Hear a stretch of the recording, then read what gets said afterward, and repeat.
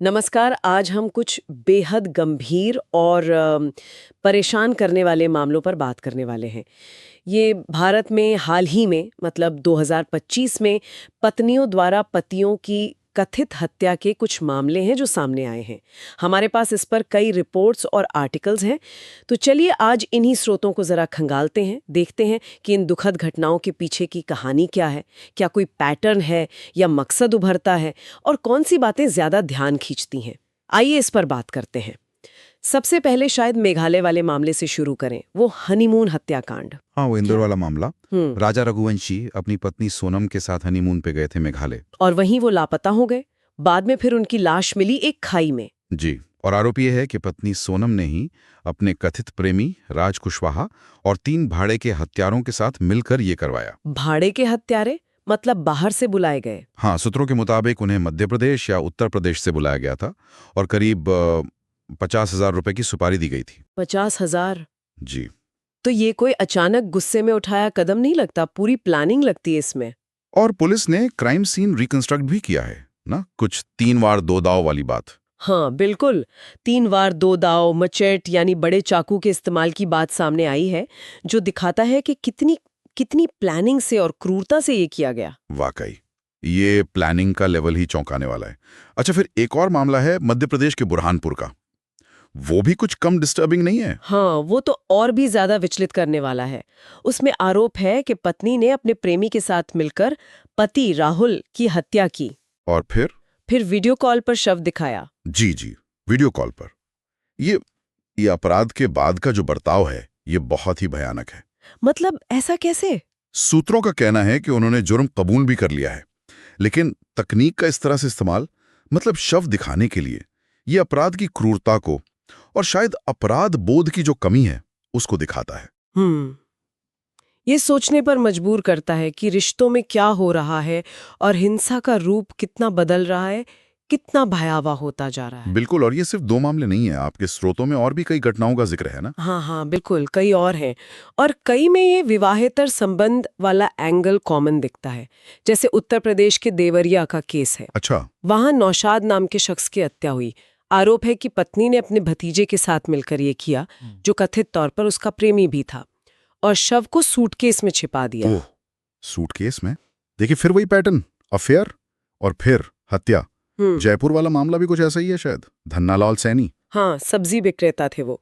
उनकी हत्या में भी पत्नी गोपाली देवी और उनके प्रेमी दीनदयाल कुशवाहा पर आरोप है। और उसमें हत्या का तरीका?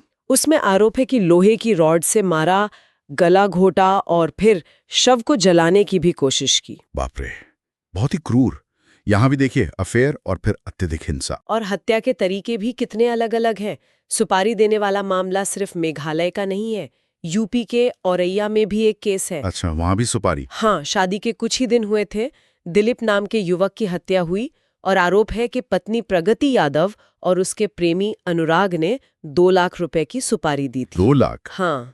अच्छा, तो मतलब जहर देने से लेकर गला घोटना, हथियार इस्तेमाल करना और सुपारी देना, सब तरह के तरीके सामने आ रहे हैं। हाँ बिल्कुल। जैसे झारखंड में 2 अलग अलग मामले हैं। सुनीता सिंह और मधु यादव, दोनों पर पतियों को जहर देने का आरोप है।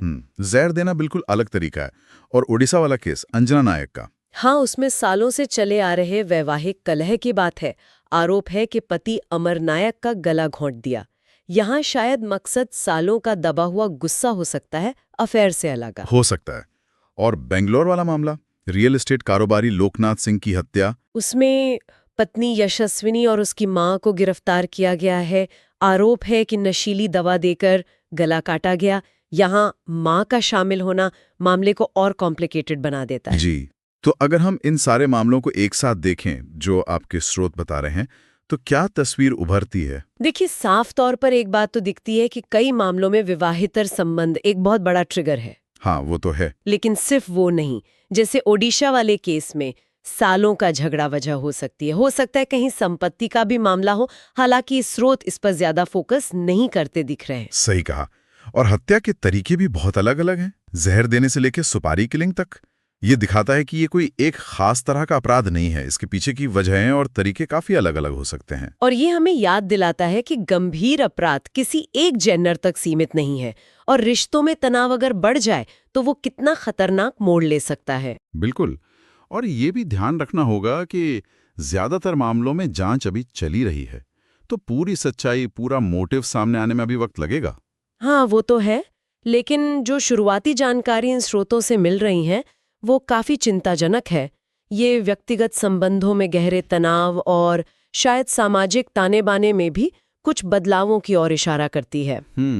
तो संक्षेप में कहें तो इन स्रोतों से हमने भारत के अलग-अलग हिस्सों से पत्नियों द्वारा पतियों की हत्या के कई हालिया और बहुत ही गंभीर मामले देखे। जी। तरीके अलग थे, लेकिन मकसद अक्सर या तो विवाहेतर संबंध या फिर आपसी कलह से जुड़े पाए गए। ये सिर्फ क्राइम स्टैटिस्टिक्स नहीं है, ये मानवीय रिश्तों के टूटने की और हिंसा के चरम पर पहुंचने की दुखद कहानियां हैं। बिल्कुल। अंत में एक सवाल शायद सोचने के लिए छोड़ा जा सकता है, क्या ये जो अलग-अलग घटनाएं दिख रही हैं, ये समाज में पनप रहे किसी गहरे तनाव या बदलते मूल्यों या रिश्तों में बढ़ते दबाव का कोई बड़ा संकेत है, या